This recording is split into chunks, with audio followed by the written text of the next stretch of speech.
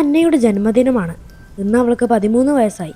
അവളുടെ ജന്മദിനത്തിൽ അവളുടെ അമ്മയായ മേഘനും അച്ഛനായിട്ടുള്ള സ്റ്റീവും വീട് മുഴുവൻ അലങ്കരിച്ചിട്ടുണ്ട്. പക്ഷെ രാവിലെ തൊട്ട് അന്ന അവളുടെ റൂമിൽ നിന്നും പുറത്തിറങ്ങിയിട്ടുണ്ടായിരുന്നില്ല. മേഘൻ അന്നയെ വിളിച്ചു.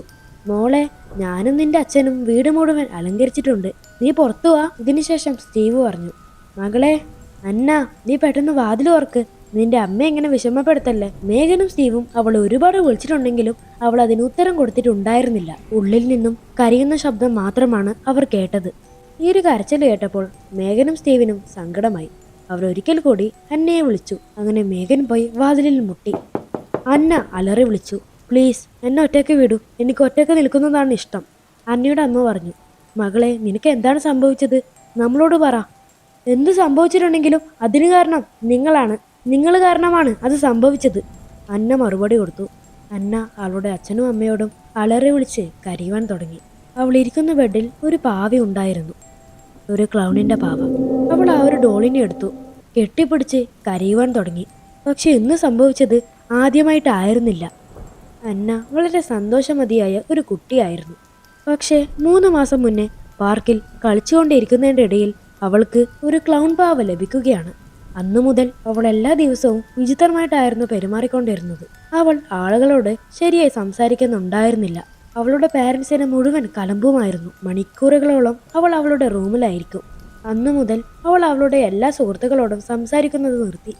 അവൾ എല്ലാ സമയവും അവളുടെ ക്ലൗൺ പാവയുമായി കളിക്കുമായിരുന്നു. അവളുടെ പാരൻസ് ആദ്യം കരുതിയത് ഇത് വെറും ടീനേജ് സമയത്തിലെ ഒരു ബിഹേവിയർ ചേഞ്ച് ആണെന്നാണ്. പക്ഷെ അതായിരുന്നില്ല. പക്ഷെ ഇപ്പോൾ സ്ഥിതി വേറെയാണ്.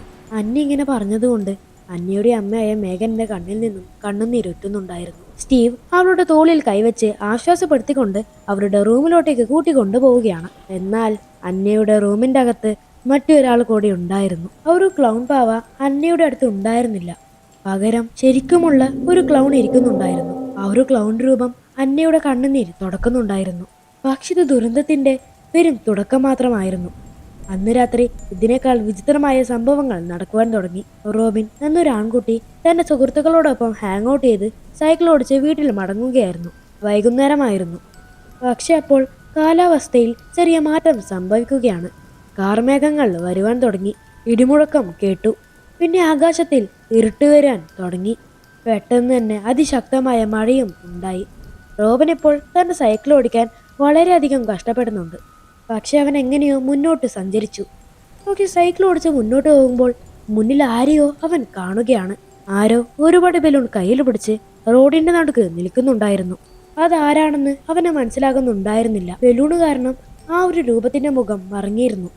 റോബിന് മഴ കാരണം മുന്നിൽ എന്താണ് സംഭവിക്കുന്നത് എന്ന് മനസ്സിലാകുന്നുണ്ടായിരുന്നില്ല. അതിനാൽ അവൻ സൈക്കിളിന്റെ ഹാൻഡിൽ ഇരിച്ച് സൈഡിലേക്കൂടെ പോകുവാൻ തീരുമാനിച്ചു. പക്ഷെ അപ്പോളായിരുന്നു സൈക്കിളിന്റെ വീൽ തെന്നിയത്. അതുകൊണ്ട് തന്നെ റോബിൻ താഴെ വീഴുകയാണ്. വീഴ്ചയിൽ റോബിന്റെ കാലിന് പരിക്ക് പറ്റി. റോബിൻ റോഡിന്റെ സൈഡിൽ വീണിരിക്കുകയാണ്. അവൻ നോക്കി, പക്ഷെ ആരെയും അവന് കാണുവാൻ സാധിച്ചില്ല. അവൻ ഒരുപാട് നോക്കി, എന്നിട്ടും ആ ഒരു ബലൂണ് പിടിച്ച രൂപത്തിന് അവന് കാണുവാൻ സാധിച്ചില്ല. ദൂരത്തുമില്ല, അടുത്തുമില്ല. പെട്ടെന്ന് മിന്നലടിച്ചു. ആ ഒരു ബലൂണ് പിടിച്ച രൂപം അവന്റെ തൊട്ട് മുൻപിലും എത്തി. ഹലോ, സർപ്രൈസ് സർപ്രൈസ്, ആ ഒരു ക്ലൗൺ പറയുവാൻ തുടങ്ങി. റോബിന്റെ മുന്നിൽ മറ്റാരും ആയിരുന്നില്ല. ഭയാനകമായ ഒരു ക്ലൗൺ ആയിരുന്നു. അത് കണ്ടപ്പോൾ റോബിനൊന്ന് ഞെട്ടി വിറച്ചു. റോബിൻ ചെയ്യുന്നതിന് മുന്നേ, അലറുന്നതിന് മുന്നേ ആ ഒരു രൂപം അത് ചെയ്തു. രാത്രിയായിട്ടും വീട്ടിൽ റോബിൻ എത്താത്തത് കൊണ്ട് അവന്റെ മാതാപിതാക്കൾ എല്ലാ സ്ഥലത്തും അവനെ അന്വേഷിച്ചു. പക്ഷെ അവിടെയൊന്നും അവനെ കാണുവാൻ സാധിച്ചില്ല. അവൻ പോകാൻ സാധ്യതയുള്ള എല്ലാ സ്ഥലത്തും വിളിച്ചു നോക്കി. പക്ഷെ ഒരു വിവരവും കിട്ടിയിട്ടുണ്ടായിരുന്നില്ല. ഒരു ഇൻഫർമേഷനും കിട്ടാത്തത് കൊണ്ട് തന്നെ അവരെ പോലീസിനെ അറിയിക്കുകയാണ്. ആ സിറ്റി മുഴുവൻ റോബിനായിട്ടുള്ള അന്വേഷണം തുടങ്ങി.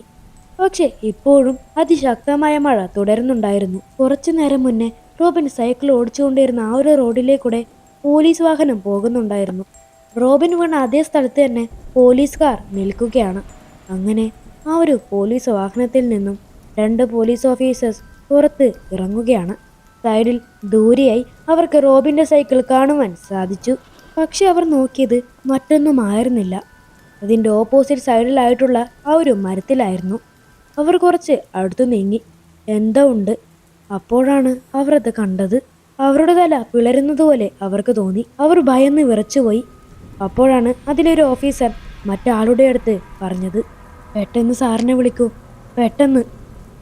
ചീഫ് ഇൻസ്പെക്ടർ ഓഫീസിലെ ഫോൺ റിങ് ചെയ്തു. അതൊരാൾ അറ്റൻഡ് ചെയ്തു. സാർ, ഞാൻ പറയുന്നത് കേൾക്കുന്നുണ്ടോ? ആ ഓഫീസർ ചോദിച്ചു. പറ, എന്താണ് സംഭവിച്ചത്? അയാൾ പറഞ്ഞു. ഇവിടെ വലിയൊരു പ്രോബ്ലമാണ് ഉണ്ടായത്. ഏതോ ഒരാൾ ആ ഒരു കുട്ടിയെ, അതായത് റോബിനെ കൊന്ന് ആ ഒരു മരത്തിൽ തൂക്കിയിരിക്കുകയാണ്. വാട്ട്? അയാൾ അലറി വിളിച്ചു.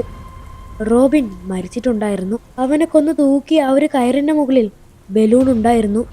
അതെ, ആ ഒരു ക്ലൗണിന്റെ അടുത്തുണ്ടായിരുന്ന അതേ ബലൂൺ. വീണ്ടും ഭയപ്പെടുത്തുന്ന കാര്യം എന്താണെന്ന് വെച്ചിട്ടുണ്ടെങ്കിൽ, റോബിന്റെ മുഖത്ത് അതേ ക്ലൗണിന്റെ മേക്കപ്പ് ഉണ്ടായിരുന്നു. പക്ഷേ അന്ന് രാത്രി മറുവശത്ത് ഒടുവിൽ ഒരു പുഞ്ചിരി വിടർന്നു. അപ്പോൾ അവൾ ആ ഒരു ഡോള് പോലെയുള്ള ക്ലൗണിന്റെ കൂടെ ഡാൻസ് കളിക്കുകയായിരുന്നു. റോബിന്റെ മരണം പറഞ്ഞ നാട്ടുകാർ ഭയന്ന് വിറച്ചു.